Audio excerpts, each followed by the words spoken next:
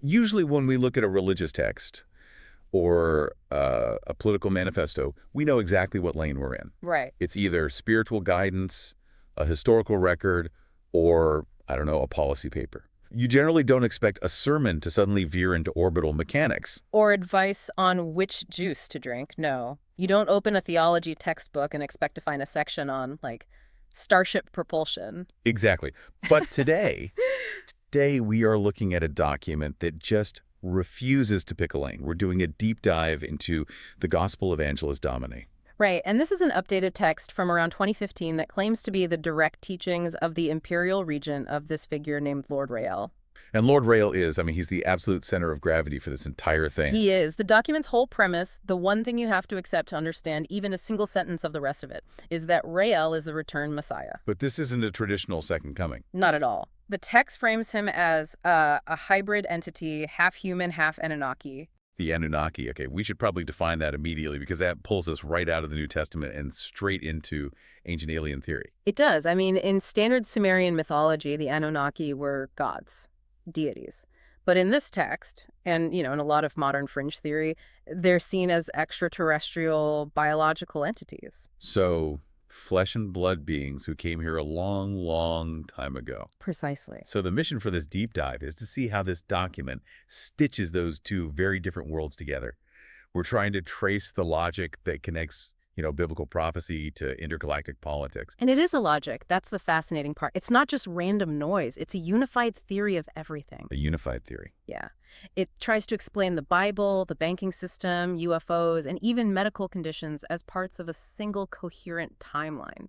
It creates this worldview where nothing is an accident. Well, let's start where the text starts then, the origin story. Most religious texts, they give us this benevolent creation moment. God breathes life into dust, that kind of thing. What's the version here? It's much more industrial. Section 1, the cosmic origin of humanity. It says that civilization wasn't a gift. It was a mining operation. A mining operation. The text claims the Anunnaki came to Earth for one reason: gold. And they created man using their own DNA with local primates to serve as a workforce. So humanity wasn't created to be loved. We were created to dig. Explicitly, the text actually calls us gold mining slaves, but then it adds this layer of political drama to the whole creation myth. It describes a conflict between two Anunnaki leaders, Enki and Enlil. Right, I've seen those names in Sumerian texts. Yeah. And usually Enki is painted as the trickster, maybe a friend to humanity, and Enlil is the one who wants to, wipe us out with a flood. Well, this text just flips that on its head. It claims Enki was the real architect of our enslavement. Really? Yeah, it argues he engineered a worker revolt just so he could justify creating a slave race. He wanted a totally compliant population. The text calls him hardly humanity's hero. And Enlil, then? Enlil becomes the moral center in this telling. He's the one who argued against creating what he called a retarded version of the Anunnaki, just for exploitation. So he saw it as cruel. Very. And once we existed, the text says Enlil was the one who tried to nurture us, to elevate us above our, slave origins. That's so interesting that it keeps the names but just inverts the roles. But the Anunnaki aren't the only aliens in the story, are they? We have to talk about the villains, the reptilians. Right. So if the Anunnaki are the, let's say, stern parents, the reptilians are the invaders. The document describes them as a totally different species that came to Earth to secretly enslave man. So they basically hijacked the Anunnaki's project. Exactly. Yeah. And the text identifies them as the armies of Satan. So the biblical good versus evil battle is really just a turf war between two alien species. That's it. And the text says this war is genetic. It puts a huge emphasis on blood types as a way to identify, whose side you're on physically. I remember reading that part. It specifically singles out Rh-negative blood. It does. The claim is that if you're Rh-negative, your lineage has a direct connection to the Anunnaki royalty. If you're Rh-positive, you're from the standard created lines, the worker stock. It also talks about seed lines and different nationalities. Yeah, it's a very bureaucratic view of the soul. It suggests that different ET groups, like the Pleiadians, seeded different cultures, the Nordic lines, for instance. And the whole point is harvesting souls back to their home world. Harvesting, that is such a mechanical term for salvation. It is. It implies we're a resource to be collected, not just souls to be saved. And that theme, that usefulness, matters more than sentiment. It runs through the whole document. Okay, let's pivot to the miracles. Because if these are supposed to be advanced beings, what we see as magic should be explainable as, science to them. Hmm. How does the text handle something like walking through walls? It uses a concept they call transphasic technology. Transfeasible. Yeah. And the explanation is actually, it's sort of grounded in theoretical physics, even if the application is wild. It says that solid matter is just vibration. So if you can change the molecular vibration of an object, You can pass it through other solid matter. exactly, take it out of phase. It claims this is also how teleportation works.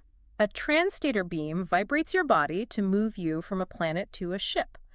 And this leads to one of the most specific claims in the whole document. The Shroud of Turin. The Shroud of Turin, yeah. The burial cloth of Jesus. I mean, that's the holy grail of relics for a lot of people. Well, the text says the image isn't a miracle or a painting, it's a scorch mark. A scorch mark. It says the transporter tech used 2,000 years ago was old style. It used molecular acceleration to change the phase, and acceleration produces heat. So the image on the shroud is transporter burn. That's what it claims. Jesus was beamed out, and the heat scorched his outline onto the cloth.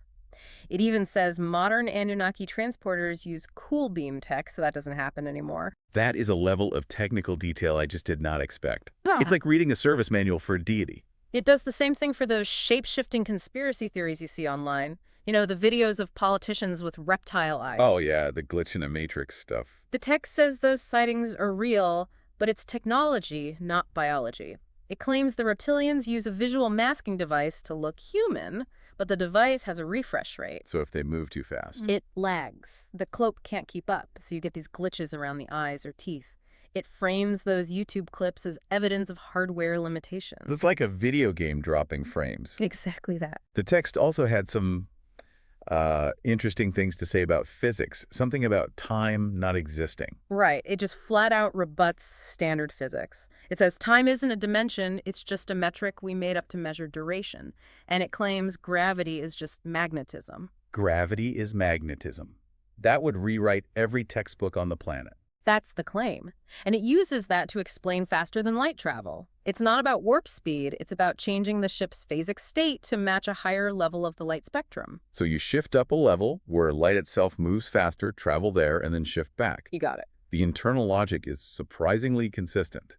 But let's get to the man at the center of this storm, Lord RayEl. The text puts a massive amount of weight on his name. It feels like a Da Vinci Code breakdown. It's very etymological. The text gets RayEl from his human name, Raymond Elwood, but then it breaks down Israel to prove a point. Right. It says Israel is a compound word, is for Isis or existence, Ra for the sun god, and El for God. It's trying to build this linguistic chain of custody for the title. But then it drops the theological bombshell. Mm-hmm.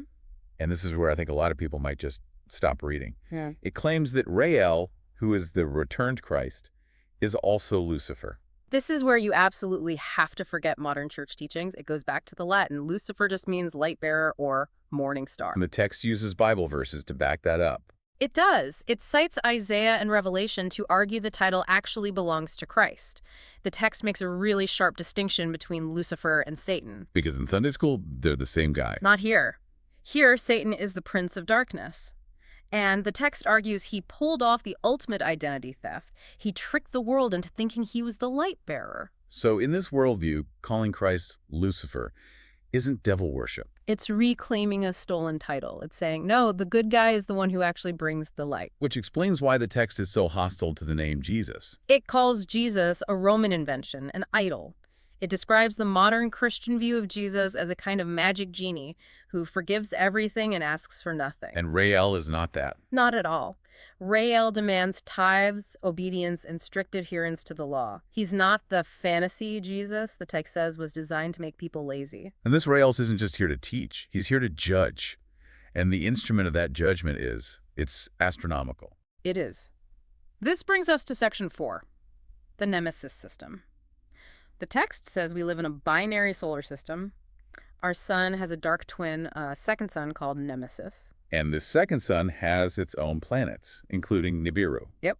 And the claim is that this system is incoming right now. So all the environmental changes we see. Our proof. Magnetic north shifting, ice caps melting, the moon's tilt being off. The text says this isn't man-made climate change. It's the gravitational pull of a massive incoming body. But, I mean, a second sun, wouldn't we? And, See, everyone has a smartphone. We'd look up. and that is the objection they are ready for. The text claims NASA uses optical filters, Yeah. atmospheric moisture, chemtrails to hide it. But it offers a workaround. The finger test. I tried to picture this when I was reading. It's incredibly analog. You just block the main sun with your finger when you're taking a photo. The text claims this bypasses the camera's autocorrect and anti-flare tech that would normally hide it. So by blocking the primary light source, the camera can then see the secondary one. That's the idea. And it also points to pop culture as a warning system. Right, the hidden in plain sight theory. Yeah. It claims movies like X-Men, Apocalypse, or even Hannibal have these illuminated signals, specifically references to the Great Red Dragon, which it says is code for the Nemesis system. The idea that the elites know what's coming and are kind of mocking the rest of us with clues. Precisely. So you've got the aliens, the physics, the destroyer planet. Now let's look at geopolitics. Because the text tries to unify Judaism, Islam, and Christianity under one big tent. It's a syncretic move, for sure. It's trying to bring everyone under RayEl's authority. For Jewish people, it says RayEl is Shiloh from Genesis. For Muslims, he's Isa, Jesus returning. But it keeps the Mahdi in the picture. It does. It sets them up as partners. The Mahdi rules the Islamic world. RayEl rules the whole planet. It's an attempt to integrate these figures. But the text is much less kind to the current global order, especially with its take on the mark of the beast. Which people usually think is a microchip or something. The text says to look in your wallet. It claims the mark is the US dollar, the global reserve currency. You can't buy or sell without it. And the beast. The whole financial system, which it links directly to the Rothschild family. And this is where it gets into some really heavy symbology with the number 666 and the Star of David. Yeah, we need to report this carefully. How does it make that link? It argues the six-pointed star, the hexagram, wasn't originally a symbol of Judaism, but of this financial power structure. It breaks it down geometrically. 6 points, 6 triangles, 6 lines. So it's saying the symbol itself is the mark of this financial beast. That's the claim. And speaking of harsh worldviews, the concept of hell in this document is terrifyingly physical. It's not a spiritual realm of fire. No. The text claims hell, or Hades, is a real place. It's an underground Anunnaki mining facility in Africa that's been converted into a penal colony. A mining facility. So if you're judged poorly, Yeah. your soul gets sent there to wait. It ties right back into the origin story. We started as miners, and for the wicked, the punishment is a return to the mines, a cycle of labor. Okay, so if the Nemesis system comes to wipe the slate clean and hell is physical prison, who gets to stay? Who survives the harvest? The numbers are stark. The text claims the world population will be reduced to 500 million worthy souls. That's over 90% of everyone. Massive reduction. And where do these 500 million people go? Chicago. Chicago. The Windy City. The text identifies Chicago as the symbolic New Jerusalem, the city of God. It says there's a high concentration of reincarnated biblical figures there, including RayEl himself, Raymond Elwood. So the U.S. is Babylon, but Chicago is the safe zone inside it. That's the idea. And it takes some serious swings at American culture in general. It is vicious towards democracy. Why? It argues democracy is a trap because it makes every citizen complicit in their government's crimes.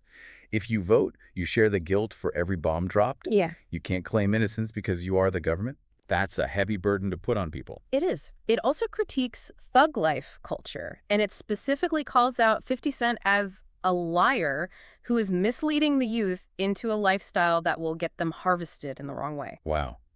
Okay, before we wrap up, we have to touch on the medical advice in the miscellaneous section. Because after all this talk of star systems and soul harvesting, Yeah.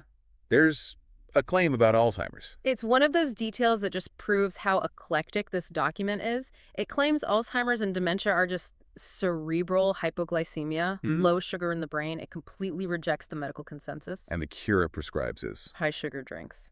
that. It specifically recommends Snapple. Snapple. Just flood the brain with glucose and function will be restored. It's a jarring shift from the world is ending to drink more Snapple, but it fits the theme. Which is, everything you've been told by the authorities, doctors, priests, scientists is wrong. Here's the simple truth. So pulling this all together, we have a document that rewrites human history, predicts a cosmic catastrophe, and demands total submission to a new hybrid God. What's the takeaway for you? What is this document really asking of people? It's asking for utility. The so what of this whole thing is that just believing isn't enough. The text talks about the book of life, but it frames it like a corporate roster. And it asks, are you truly of value to the crown? So it's not, are you a good person? It's, are you a useful employee? Exactly. It changes salvation from a gift of grace into a performance review. It demands you reject comfortable lies, pay your tithes, and get ready to be processed by the new kingdom. It's a join or die ultimatum. That is a heavy note to end on. A worldview where nothing is an accident and no one is safe unless they are useful. A very transactional apocalypse. We'll leave you with that thought. Thanks for taking the dive with us. Anytime.